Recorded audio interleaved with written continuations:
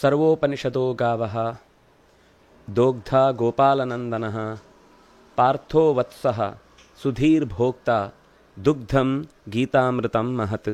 ಇದು ಗೀತೆಯ ಬಗೆಗೆ ಬಹುಶಃ ಹೇಳಬಹುದಾದ ಅತ್ಯಂತ ಉತ್ಕೃಷ್ಟವಾದ ಸಾಲು. ಯಾಕೆಂದರೆ ಈ ಮಾತು ಎಲ್ಲ ಉಪನಿಷತ್ತುಗಳ ಸಾರವಾಗಿರುವಂತಹ ಗೀತೆ ಕೃಷ್ಣನೆಂಬಂತಹ ಗೋಪಾಲಕನಿಂದ ಅರ್ಜುನನೆಂಬ ಕರುವಿಗಾಗಿ ನಮ್ಮನ್ನು ಉದ್ದೇಶಿಸಿ ಗೀತೆ ಎಂಬಂತಹ ಅಮೃತದ ರಸಧಾರೆಯನ್ನು ಲೋಕಕ್ಕಾಗಿ ಒದಗಿಸಿದ ಒಂದು ಉತ್ತಮವಾದ ವಸ್ತುವಾಗಿ ನಮ್ಮ ಮುಂದಿದೆ. ಯಾಕೆ ಇಷ್ಟು ಮಹತ್ವ ಕೊಟ್ಟರು? ಕೆಲವೊಮ್ಮೆ ಸುಮ್ಮನೆ ಅದನ್ನು ಹೊಗಳಿ ಅದರ ಹೆಗ್ಗಳಿಕೆಯನ್ನು ಜಗತ್ತಿನಲ್ಲಿ ಪ್ರಸಿದ್ಧಿಪಡಿಸುವ ರೀತಿಯಲ್ಲೇ ಆಗಿರುತ್ತೋ ಅಂತ ಅನ್ನಿಸ್ಬೋದು. ಯಾಕೆಂದರೆ ಎಲ್ಲವೂ ಅಂಥದ್ದೇ ಕೆಲವೊಮ್ಮೆ ಮಾತುಗಳು ಬಂದಾಗ ಹಾಗೆ ಸಂದೇಹ ಉಂಟಾಗಬಹುದು. ಆದರೆ ಅಧ್ಯಯನಶೀಲನಾದವನಿಗೆ ಈ ವಿಚಾರ ಅತ್ಯಂತ ಶಾಸ್ತ್ರದಲ್ಲಿ ಹೇಳಿರುವಂಥದ್ದು, ಅನುಭವಕ್ಕೆ ಬರುವಂಥದ್ದು ಮತ್ತು ತಮ್ಮ ಬದುಕಿನಲ್ಲಿ ಅಂಥ ಪ್ರಯೋಜನಗಳನ್ನು ಪಡೀಲಿಕ್ಕಾಗುವಂಥದ್ದು ಅಂತ ಗೊತ್ತಾಗತ್ತೆ ಕೂಡ.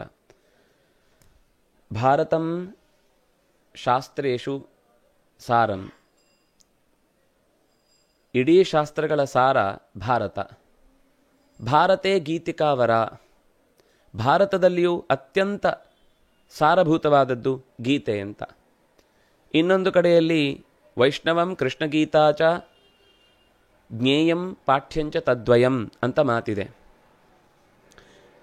ಒಂದು ಸಹಸ್ರನಾಮದ ನಾಮಪ್ರಪಂಚದಲ್ಲಿ ಬಂದಂತಹ ವಿಷಯಗಳನ್ನು ಸಂಗ್ರಹಿಸಿದಂತಹ ಮಾತಾದರೆ, ಇನ್ನೊಂದು ಕಡೆಯಲ್ಲಿ ರೂಪಾತ್ಮಕವಾದ ಪ್ರಪಂಚ ಅಂದರೆ ವಸ್ತುವಿನ ಆಕೃತಿಯನ್ನಿಟ್ಟುಕೊಂಡು ಅದರಿಂದ ನಾವು ಸಾಧಿಸಬೇಕಾದ ದಾರಿಗೆ ಸಂಬಂಧಪಟ್ಟ ವಿಚಾರವನ್ನು ಮಾತಾಡಿದ್ದು ಅಂತ.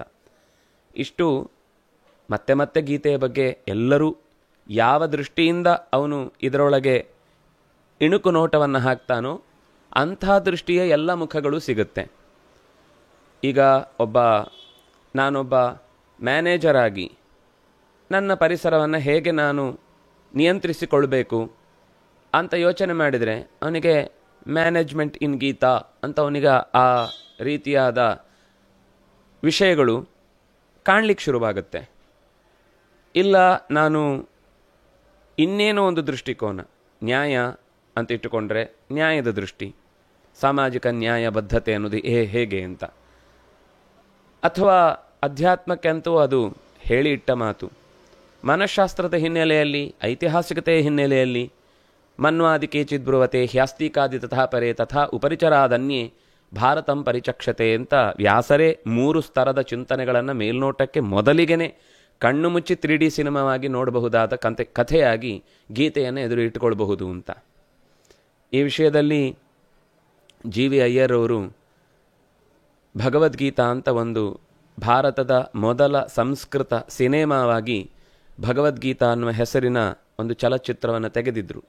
ಸಾಧ್ಯ ಆದರೆ ಅದನ್ನು ಅವಶ್ಯವಾಗಿ ಒಂದು ಸರ್ತಿ ನೋಡಲಿಕ್ಕೆ, ಅದರಲ್ಲಿ ಸಬ್ಟೈಟಲ್ಸು ಇದೆ. ಅದರಿಂದಾಗಿ ಯಾಕೆ ನಾನು ಇಲ್ಲಿ ಆ ಮಾತನ್ನು ಉಲ್ಲೇಖ ಮಾಡಿದೆ ಅಂದರೆ, ಎಷ್ಟು ಮುಖಗಳಲ್ಲಿ ಗೀತೆಯನ್ನು ಅರ್ಥೈಸಿಕೊಳ್ಬೋದು. 10 ಬಾರಿ ನೋಡಿದರೆ 10 ಮುಖದಲ್ಲಿ ಅಲ್ಲಿ ಹೇಳಿದ್ದು ಬಹಳ ಕಮ್ಮಿ, ಆದರೆ ಅದು ಕೊಡುವ ಸಂಗತಿ ನಮಗೆ ಅತ್ಯಂತ ಭಾರವಾದದ್ದು. ಎಷ್ಟು ಸರ್ತಿ ನೋಡಿದರೂ ಅದು ಹೊಸತು ಅಂತ ಅನ್ನಿಸುವಂತಹ ಸಂಗತಿಯನ್ನು ಹೊತ್ತು ನಿಲ್ಲತ್ತೆ. ನಮ್ಮದೇ ಕಥೆಯನ್ನು ನಮ್ಮ ಮುಂದೆಯೇ ನಮಗೆ ಬೇಕಾದಂತೆ ನಮ್ಮ ಕೈ ಹಿಡಿದು ನಡೆಸುವಂತೆ ಬೆಳಕಾಗಿ ನಿಲ್ಲಬಹುದಾದ ಮಾತುಗಳು ಗೀತೆಯ ಪ್ರತಿ ಸಾಲಿನಲ್ಲೂ ತುಂಬಿರುವಂಥದ್ದು. ನಮಗೆ ಇವತ್ತು ನಾವು ನೋಡಬೇಕಾದ ಅಂಶ ಭಗವದ್ಗೀತೆ ಮತ್ತು ಆಹಾರ ಅಂತ.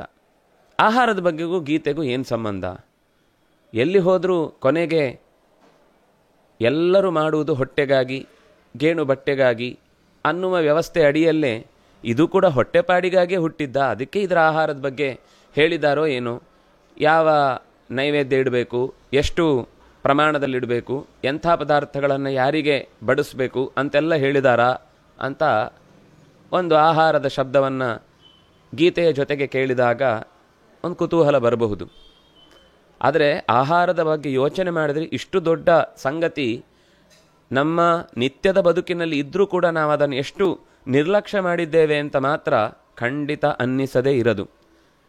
ಅಷ್ಟು ವಿಚಿತ್ರವಾದ ಪ್ರಸಂಗವನ್ನು ನಮಗೆ ಆಹಾರದ ಬಗ್ಗೆ ಗೀತೆ ಹೇಳುತ್ತೆ. ನಾವು ಆರಂಭದಲ್ಲೇ 2ನೆಯ ಅಧ್ಯಾಯ ನೋಡ್ತಾ ಹೋದಾಗ ಇಡೀ ಪ್ರಪಂಚ ಅಂತನ್ನೋದು ಪ್ರವಾಹದ ರೂಪದಿಂದ ಹರಿತಾ ಇರುವಂಥದ್ದು.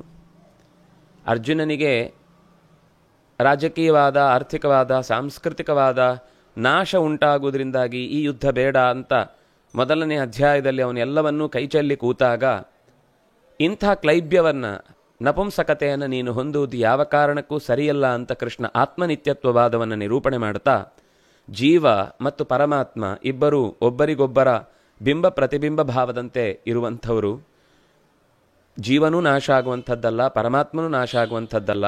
ನಾನು ನೀನು ನಿನ್ನೆ ಇದ್ದೆವು, ಇವತ್ತಿರ್ತೇವೆ, ನಾಳೆಯೂ ಇರ್ತೇವೆ. ಅದರಿಂದಾಗಿ ನೀನು ಅದರ ಬಗ್ಗೆ ವ್ಯಥೆ ಪಡುವುದಕ್ಕೆ ಅರ್ಥ ಇಲ್ಲ.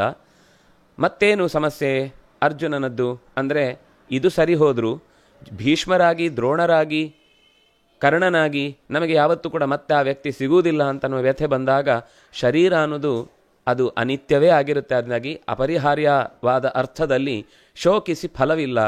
ಯಾವುದು ಅನಿವಾರ್ಯವೋ ಅದನ್ನು ನಾವು ಅನುಭವಿಸಲೇಬೇಕು ಅಂತ ಈ ಮಾತು ಹೇಳಿ ಇಂದ್ರಿಯಗಳ ಜಯವನ್ನು ಸಂಪಾದಿಸಿ ಸಿಕ್ಕಿದ ಈ ದೇಹವನ್ನು ಸರಿಯಾದ ರೀತಿಯಲ್ಲಿ ಬಳಸಿಕೊಳ್ಬೇಕು ಅಂತ ಹೇಳ್ತಾ ರಸವರ್ಜಂ ರಸೋಪ್ಯಸ್ಯ ಪರಂ ದೃಷ್ಟ್ವಾ ನಿವರ್ತತೆ ಅನ್ನುವ ಮಾತನ್ನು ನಿರೂಪಣೆ ಮಾಡ್ತಾನೆ. ಯಾಕೆಂದರೆ ಇಂದ್ರಿಯಗಳನ್ನು ಜಯಿಸಬೇಕು ಅಂತ ಎಲ್ಲರೂ ಆಸೆ ಪಡುವಂಥದ್ದೇ.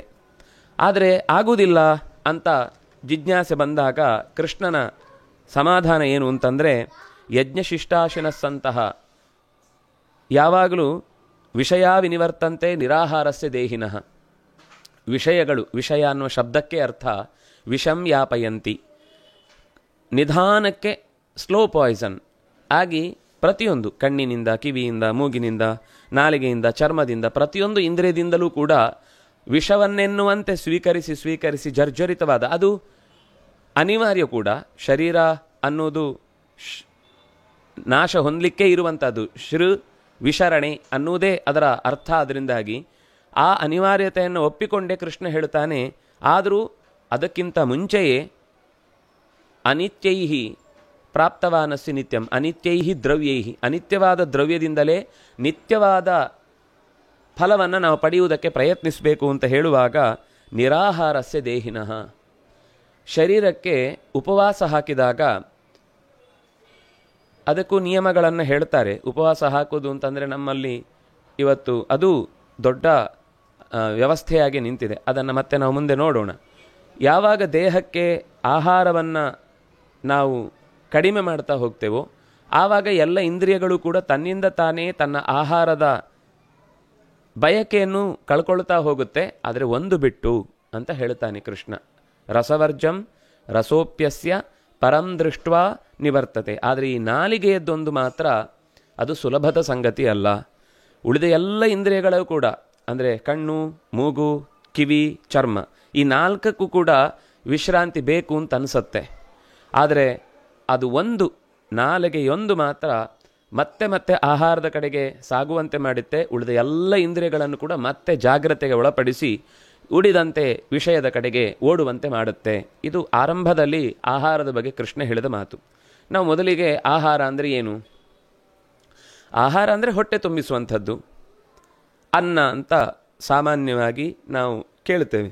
ಅಲ್ಲ ರೀ, ಅನ್ನ ಅಂದರೆ ನಮ್ಮಲ್ಲಿ ಜೋಳ ತಿಂತಾರೆ, ನಮ್ಮಲ್ಲಿ ರಾಗಿ ತಿಂತಾರೆ, ನಮ್ಮಲ್ಲಿ ಇನ್ನೇನೋ ಎಳೆದೆಳೆದು ತಿನ್ನುವಂಥದ್ದು ಏನೇನೋ ಪದಾರ್ಥಗಳಿವೆ, ಅದನ್ನೆಲ್ಲ ತಿಂದ ಅಭ್ಯಾಸ, ನಮಗೆ ಅನ್ನ ತಿಂದು ಗೊತ್ತಿಲ್ಲ.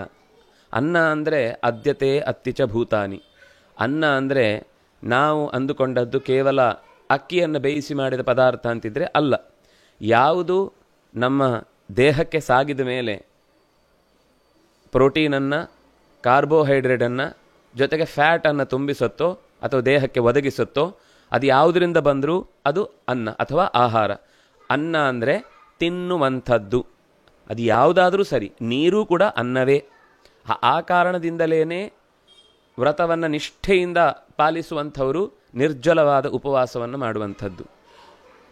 ಇಡೀ ದಿವಸದಲ್ಲಿ ಒಂದು ದಿನ ದೇಹಕ್ಕೆ ನೀರೂ ಸಿಗದಂತೆ ಅದನ್ನು ನಿಯಂತ್ರಣದಲ್ಲಿ ಇರಿಸುವಂತಹ ನಿರಾಹಾರತೆ ಅಂತ ಅನ್ನೋದು ಏನಿದೆ, ಅದು ಉಪವಾಸದ ನಿಜವಾದ ಸ್ವರೂಪ. ಆದರೆ ನಾನು ದೈಹಿಕವಾಗಿ ಮಾತ್ರ ಹೇಳಿದ್ದು, ಅಷ್ಟಕ್ಕೆ ನಿಲ್ಲುವುದಿಲ್ಲ.